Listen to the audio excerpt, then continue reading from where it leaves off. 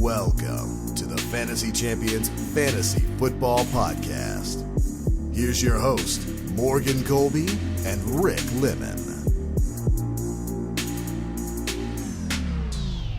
What's going on, Fantasy Champs? My name's Morgan Colby. I got Rick Lemon with me as always. What's poppin', Rick? What's up?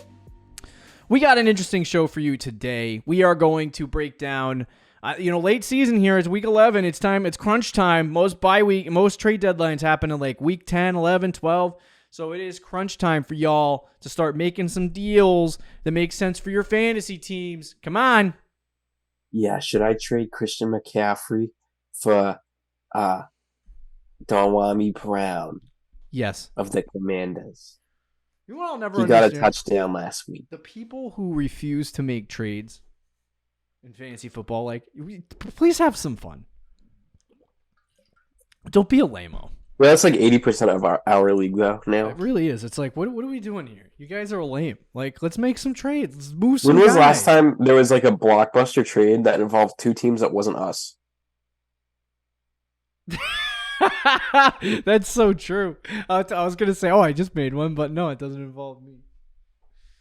No. I actually can't remember a time where... No, the trades have been down. People are afraid. We screwed them too many times. Yep. So anyway, but we'll help you make some trades and give you some trade advice. We got some buys and sells, some guys that you can pick up, some guys that you should sell before the deadline. Before we do that, check out our website, fantasychampions.com. Follow us on Twitter, Instagram, Facebook, TikTok. If you're listening on Apple Podcast, Spotify, Stitcher, or any other podcasting platforms, please leave a review and share this pod with your friends. If you're watching on YouTube, subscribe. Click the bell for noties, like, and comment down below any questions you may have for us. So this should be an interesting show. The first, I was just about to jump right in, but you have any before people start making trades, Rick? Do you have any trade advice for them? I would say if you have a deal for Diggs and Eckler, don't do it. I need this deal. I don't know. What would be... I would say this is what I would say. Just because you have a good record doesn't mean you shouldn't make a trade. That's a good one. Yeah, I like that. Also doesn't necessarily mean you have to make a trade. Yeah. But don't think your team is perfect because you're 7-3. Yeah. I think a lot of people get stuck into the they either want to wait and see, which is a bad place to be, or they have a really, really good team and they're like, I don't need to make any moves now because my team's set. Yeah. Don't find yourself in any. The classic. I try not to like early in the season I was 3-1. And I was like, at that point in the year, it's like, your team is far from perfect, even if you have, you have a 3-1 record. I proceeded to lose 4 straight games. So there's that. But if you get too comfortable and you don't make a trade, it doesn't help your team. So you don't have to make a trade. You can stand pat if that's what you think is best for your team. But I've said this before in this podcast. Every week, I try to do a little bit of a roster analysis and figure out where my weak spots are, and then see what trades I might be able to make to fix those weak spots. And you might not be able to make a trade that week, but just try to find guys that make sense for you. When we get late in the season here, especially if you have a good record, it's time to start dealing some of those guys that got you there for players that have better schedules down the stretch because you have the opportunity to do that. So, I like that, Rick. That's good. All right. Anything else? Got you. Anything else? No, I think that's it. All right. So let's jump into the first guy we have on the buys list, who is Rhamondre Stevenson. Now, Stevenson's been an interesting guy on the season because, watching football, I watch the Patriots every week. I break them down. I watch film. I do everything. And Rhamondre had not, on paper, you got, first 6 weeks of the season, you got 14-15 in the first 2 weeks. And you're like, okay, that's good. And then you got 7-6-2. And you're like, what the crap is going on? Super inefficient, though. Super 3 yards a carry. And then he got 18. And the big thing is that he was still kind of involved in the passing game in the first 4 or 5 weeks of the season. And then week 6 on here, he's actually had a lot of really good games. So from week 6 to week 10 in PPR leagues, I'm just going to pull this up real fast. Week 6 to... You know what's funny about that, though? Week 10, what's that? The offensive line still hasn't been great, but the correlation there is the offensive line started to play better in week 6. So from week 7 to 10 so far, or I should change it to week 6. Week 6 to 10, Rhamondre Stevenson is the RB8 in fantasy football. So on the season, you might be looking at Rhamondre going, okay, well, he's only RB14, and he's had a lot of bust weeks for me, and it feels like he hasn't been great. But he's actually been a lot better than people have thought he has. And I think, you tie the crap that is the Patriots offense to Rhamondre Stevenson. And last year, their offense was just as bad. So, to me, Rhamondre really isn't tied necessarily to how successful or unsuccessful the Patriots offense is. It's really more or less him having success through the air because they like to dump it off to him a million times.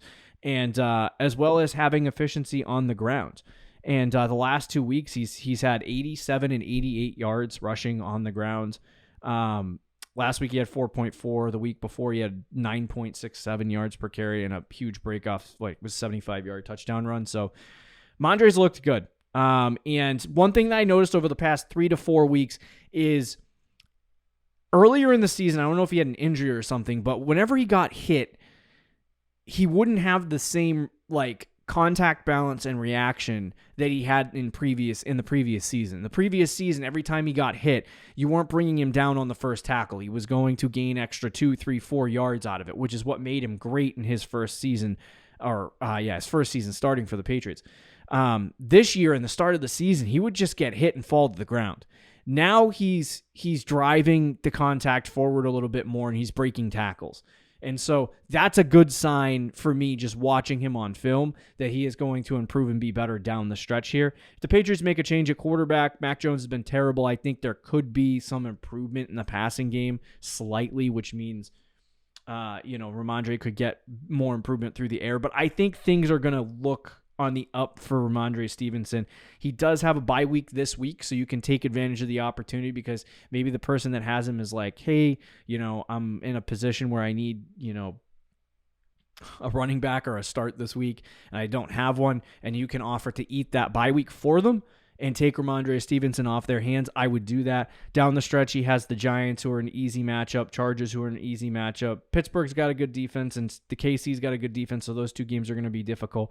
But Denver and then Buffalo are two easier matchups for him to have success. So I think as you go down the stretch for Rhamondre Stevenson, the schedule checks out. He's starting to build towards something. The offensive line for the Patriots just looks slightly better run blocking wise. Lots of good things coming for Rhamondre. So I would buy Rhamondre Stevenson right now and try to get him on your team before he starts going off even more. Yeah, no, I agree. I think Stevenson's a really good buy. That schedule rest of the season looks good. He's clearly a better player than what he was in the beginning of the season. So I don't know if he was battling an injury or if it was just because of how bad the offensive line is. Whatever it was, seems to have fixed itself. So he looks like the Rhamondre from last year with a good schedule to finish off the year, and he's probably not going to be super expensive. Does it scare you, though, of how bad the Patriots offense is to buy a Patriots player? Yeah, I mean, like I said, last year, they were just as bad offensively. Well, statistically, they are worse. I mean, it doesn't. They didn't get. They're the second worst team in the NFL on offense statistically this year. But I will say, this week they scored 6 points against the Colts and weren't good, but they were able to run the ball. Yeah. So even if they suck, they against teams like the Giants, the Chargers. Not to answer the question for you, but I guess the teams like the I just Giants, don't think Chargers, I don't like last year. Last year the team was Denver. Bad offensively, so I don't think it makes a difference. They punted every I get what you're possession saying. last year. Yeah. I don't think it makes you can look at statistics and be like, oh, they're slightly worse this year than they were. They're bad still. So to me, if Rhamondre was good when they were bad last year, it doesn't really mean that Rhamondre can't be good this year. And their running game at least is it's good, serviceable. Yeah. So it doesn't necessarily matter. Okay. Any more thoughts on Rhamondre? No, we can move on. Okay, who's the next guy, Rick? Jaylen Waddle. Wow, wow, wow, Let's go, wow. Waddle. He's a good buy. That's like his He's had fancy some. British name. What is it? His fancy British name is Jaylen Waddle. Oh yeah. That's what happens when he plays in London. England next time, Yeah. or London, whatever. So this last week against the Chiefs in London, he had 8 points. And wasn't great. And he's had some ups and downs this year, but because of he missed a game in week 3, and then he was just kind of inconsistent. He's wide receiver 31 on the season in terms of 12 points. The person who has him in our league is not going to do this, but I think a lot of people would be willing to trade Jaylen Waddle right now for a cheaper price than what he was drafted at. But I still think rest of the season he's probably like a top 12-ish receiver. He might be 12, but he's in that range. And I think you could probably buy him at like wide receiver 18 or 19 right now. As like a wide receiver 2, which would be great. And look at his schedule rest of the season. The Jets are tough matchups, and he gets them twice. The Cowboys is considered a tough matchup as well. Yep. But he has the Commanders, which is probably Raiders, right now. Titans. Yeah, I mean, that's a really, really good stretch there for the next couple weeks. So he could really explode.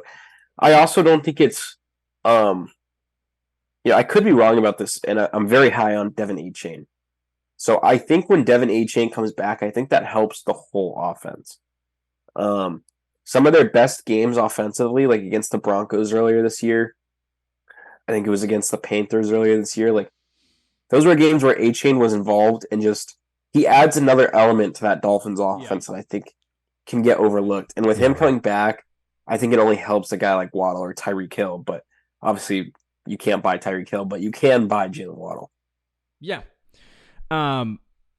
Yeah, and I think Waddle, like he's the perfect buy low candidate right now because he did only have 8 points last week. I think he had 3 catches for 42 yards on 6 targets.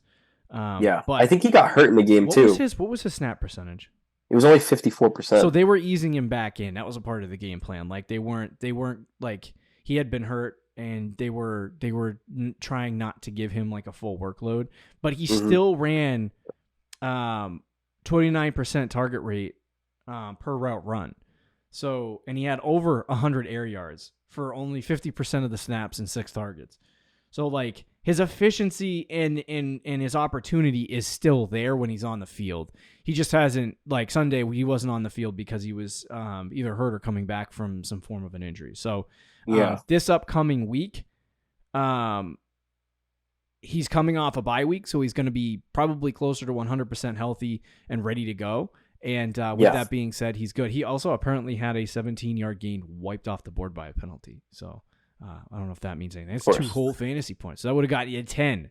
But anyway, some of these numbers lend you to believe that, Waddle is fine. He's going to be fine. He's still going to be efficient. He's still going to be good for the Dolphins and for your fantasy team. But if you can go to the team that has Jaylen Waddle and try to make a trade and buy low on him now, it's going to be a good opportunity. He also has the benefit of having Tyreek Hill on his team. So when he plays the Jets, for example, right? Sauce ain't going to be on Jaylen Waddle. No. They do have a second, I think his name is Reader, but they do have a good second cornerback, but it makes it so that Waddle now has, an easier chance underneath to make plays.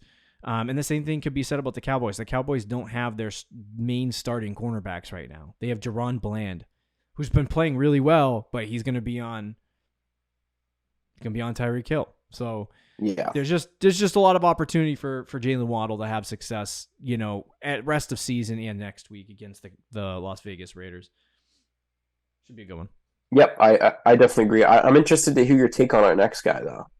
Nico, you know what? Last week when I did the show by myself, Rick, I put a guy on the list that was easier to buy, and I think we need to do that more often because we put these big names.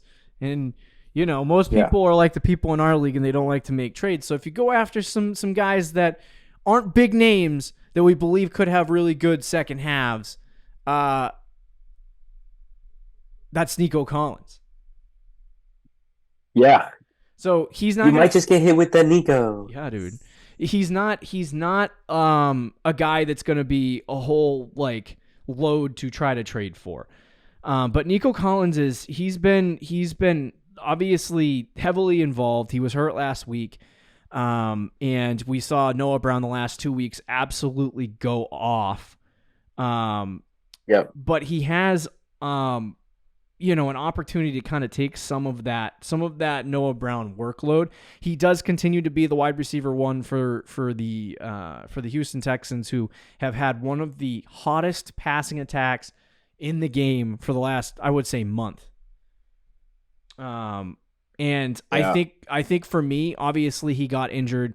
He's recovering from an injury and he had to miss time. But coming back this week is a perfect moment to kind of buy low on Nico Collins because he was hurt. He does have an opportunity to come back this week and take over for some of those Noah Brown reps. I don't think Noah Brown magically earned himself a massive role on this football team by having 2 really good games. I don't think it was him realistically. So they'll be happy to have Nico back. But he was always above about 70% snap percentage is really good for receivers. You want to see him on the field more and more. He's been really good.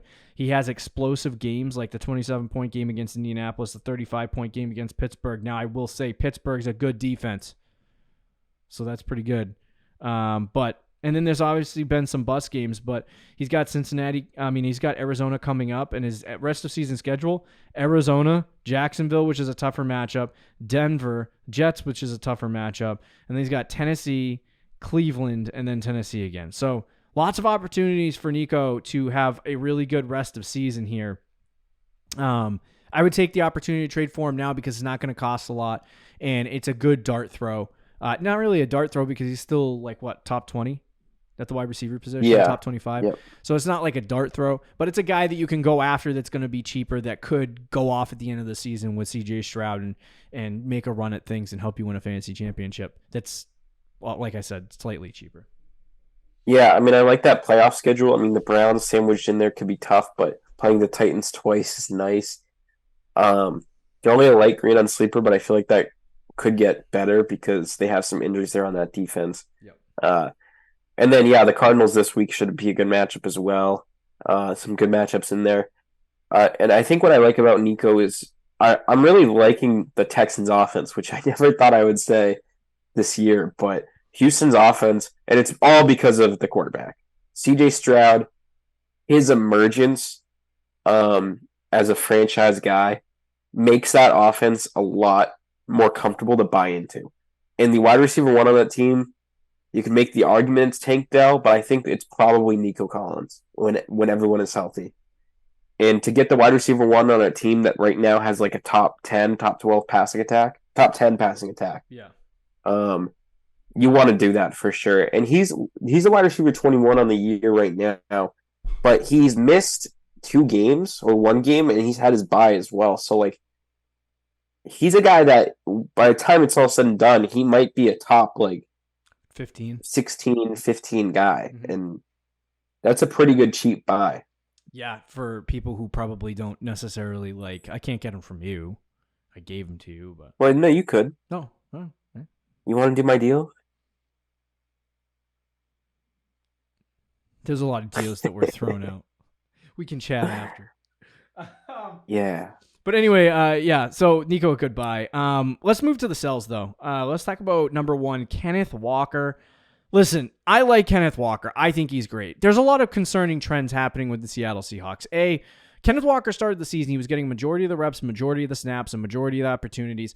And slowly, as the season has gone along, Zach Charbonnet has taken a role in that backfield to the point where the snap percentages are now at 50-50. While Kenneth Walker's still got 19 rushing attempts last week, Charbonnet is going to continue to get work and get opportunity because for whatever reason, Pete Carroll loves himself multiple running backs. He loves himself 2 guys that can run the ball and, sometimes 3. Sometimes 3. It's old school tough football. Old school tough football. Change of pace guy. Anyway, so, but Kenneth Walker, I think, is going to end up splitting more opportunities with Zach Charbonnet as the season goes along. And that's gross. It's gross, as well as the rest of season schedule for Kenneth Walker. So right now, Kenneth Walker, I think I want to confirm this, but I think he's the RB9 on the season. RB7 according to Sleeper. Oh, there you go. RB7 according to Sleeper. He's had a really good season. Fantasy, and he's RB7 with a bye week. So he's had 10, 18, 30, 13, 17, 13, 8, 2, 19. But weeks 1 through 7, he was getting over 20 touches a game, just about. Since week 8, he's had 10 touches or 9 touches, 10 touches, and then 20 touches. So I don't know if it crammed in there against Cleveland and Baltimore, he had some kind of injury going on or whatever, but he started to lose opportunity. The other thing that you notice is his snap percentages are 41, 49, and 48. So he has been getting outsnapped by Zach Charbonnet over this time. So it's concerning to me to see Kenneth Walker start to lose the snap percentage, and I'm not really sure why, as well as starting to see this end of season schedule where you have the Rams, one of the toughest run defenses in the NFL, the San Francisco 49ers, one of the toughest run defenses in the NFL, the Dallas Cowboys, one of the toughest run defenses in the NFL, the San Francisco 49ers, again, Philly, one of the toughest run defenses in the NFL. So it's like 5 straight weeks of hell before you get to Tennessee and Pittsburgh, who are still not too shabby on the ground. I just have a tough time looking at Kenneth Walker and feeling confident that the end of the season is going to look really good for him. Now, things could flip and it could go well, but there's a lot of negative things going in the opposite direction of Kenneth Walker. So if I have the opportunity, I'm dealing Kenneth Walker in a trade right now and offering him up to a team as an RB7 because that's what he is right now. Yeah, this is probably my favorite guy on this list. I didn't realize how bad it was until you just brought this up. That snap percentage the last 3 weeks is brutal. He's getting outsnapped by Zach Charbonnet. Like, that's not good. And you know that one guy in our league that's just not paying attention most of the time? Yeah. He just dropped Charbonnet this week, and I picked him up. This is like, all right. That's a good move. Yeah. Walker, I mean, that is really concerning. And I know this week, too, which, by the way, was his last good matchup until week 17. Yeah. He wasn't doing anything this week either. He had a late 64-yard receiving touchdown, like on that big play. Oh yeah, that's without that big, which was I think in the 3rd or 4th quarter. It was in the second half. Without that big play though, he had like 5 fantasy points, and looked like it was going to be another dud. Bust game, yeah. And that schedule rest of the season. I mean, I know I was in trade talks with him in our home league like a couple weeks ago, and I remember seeing that and just being like, "Oh, I'm good. Never mind." Yeah, because that rest of season schedule is brutal. Mm-hmm. I mean, and look at some of the teams. It's not just like that it's dark red, but like you play the 49ers twice, and you play the Eagles, Philly, you play the Cowboys. Like those are. It's not just like they're like, you know, light red matchups that are going to be tough and you're going to have to survive. They're like the best run defenses in the NFL. Right. Exactly. Those are literally like 3 of the top like 5 run defenses in the league that he's going up against. Yeah. He plays San Fran twice. So this is a great sell if you can sell him as a RB7. I mean, freaking do it, because that snap percentage thing is concerning, and the schedule too. Like those are 2 major red flags with Walker, and it's kind of what we were worried about in the offseason was remember the rumors of Pete Carroll saying like both guys will have to compete. Like this is kind of finally, it took halfway through the season, but it looks like that's finally going to be the way it goes, where both guys are getting similar amount of snap percentages and touches. Yeah, and I think to me too, it's like you kind of have to look at, Kenneth Walker, and it's really, if you're a 7-3 team, it's all about that playoff schedule. Like you cannot, for a guy that's going to split snaps, you cannot start this guy down the stretch of the season and hope that you're going to get good weeks out of him. And he might break off a big run against one of those teams, but I hope that he continues to have, large amounts of success, because I do like Kenneth Walker. You know what I mean? We love Kenneth Walker. I have in plenty of dynasty leagues, and like I love Kenneth Walker, and I hope he continues to have success with Seattle. But I just, you got to play the numbers a little bit. Yeah. All right. Any more to say on Kenneth Walker? No, I think that's it. All right. Let's go to the other running back kind of in a similar boat to Kenneth Walker, but has been terrible most of the season. He's the RB29. His name is Najee Harris of the Pittsburgh Steelers. He has been bad. First, let's see, 6 weeks of the season, he had 5, 5, 6, 11, 5. Yeah. Very bad numbers. Very not good numbers. After the bye, he has 15, 10, 15, 18. So you're like, oh, he's back. No. Yeah, why put him on this list, Morgan? He's been playing good. No. He has 3 touchdowns in 4 games. Yeah, that's when that's the touchdown faucet turns off. What happens to Najee Harris? He goes right on back to suck to 5, 5, 6, and 5. So I will say the one thing that has changed down the stretch of games too is he has been getting involved in the passing game more, and that looks like an initiative nice to see. Which is nice to see. It's an initiative that they're trying to get him the ball after the bye week, but this is a sell high. This is a sell high opportunity because when you look at the last 4 weeks, he's been good. You know what I mean? He's been better in fantasy football from weeks. I think it's 10 to 7. Let me just pull up the numbers. What that looks like. He is at RB. Where are you, Najee? I can't find your name, buddy. He just sucks so much. Yeah, RB9 over those 4 weeks. All right, so I was like, he can't be that high. Scrolling through the numbers, like he can't be that high. But he's RB9 through those 4 games, and so it's like you look at Najee Harris and you're like, okay, that maybe he's back, maybe he's playing well. There's concerns for me, similar to Kenneth Walker. The snap percentages haven't dropped; they've just kind of stayed the same on the season. Yeah, but this past week, I don't know if you saw the news, Rick, but the Steelers announced that their starting running back was now Jaylen Warren. Yeah, I did see that. So they started Jaylen Warren on Sunday. They are splitting reps right down the middle. It looks like Najee's still getting a line share of the opportunities right now. Like he had 19 touches, even though Jaylen Warren started. For whatever that means. Yeah. But Warren had 17. To me, if you're looking at Najee Harris, there's I don't want really anything to do with the Pittsburgh Steelers right now, offensively. And they're not the worst offense in the whole football league, but they're certainly not good. And and the touchdown opportunity, Najee was on the board probably for 5 touchdowns on the year, and he's scored 3 right now. So to me, the touchdown tap is going to turn off, and when that happens, you don't want to have him on your team. This is a perfect sell high opportunity. I don't think Najee's going to continue this kind of success. If he does down the end of the season, that's great. And his schedule isn't even that difficult down the stretch, but I don't believe that Najee Harris is going to continue going off and having really good games. So I would deal Najee. Agreed. Yeah, I mean, the last couple of weeks have been encouraging, but, even after this week where it looks great, he had 18 fantasy points, a season high. Mm-hmm. You look at what Jaylen Warren did, he was more efficient and had 19 fantasy points, and he had 17 touches to Najee's 19. So it looks like it's going to be a complete split in the backfield. Their snap percentage was pretty much a split. It was actually even. They each had a 51% snap percentage.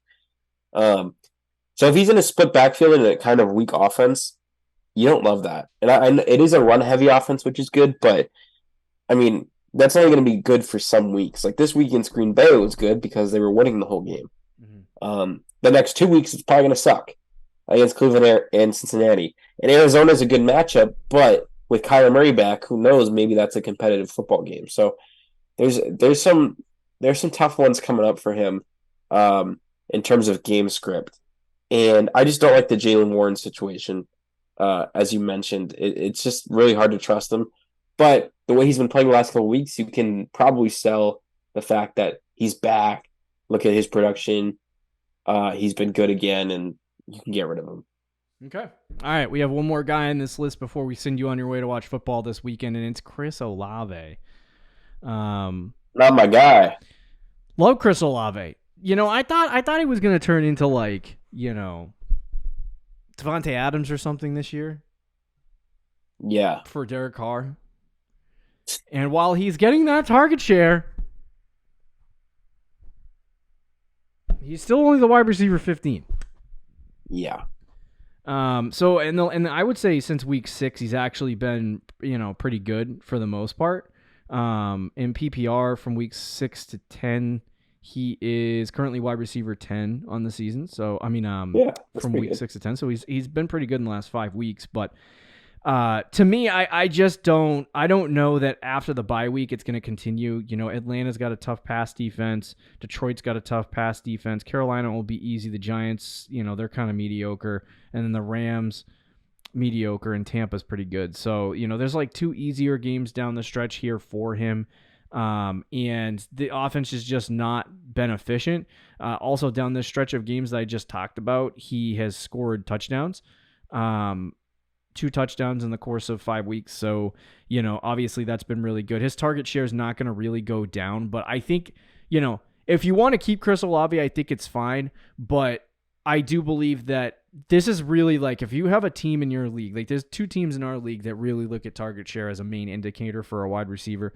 If you have a team in your league that's looking mainly at target share and you have a guy like this that you can pawn off on them and show them the target share and be like, oh, this guy's getting a lot of targets, then it's going to be something where he'll be easy to sell. And that's really what you're going to sell with Chris Olave, is how many targets he had.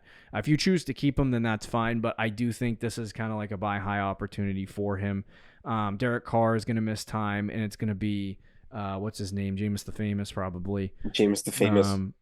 For at least a short amount of time. So, when that's happening, unless like what was Carr's injury anyway? Do we know that? It was a concussion. Okay. Yeah. So he might be back by Atlanta in week 12. You know what's funny though?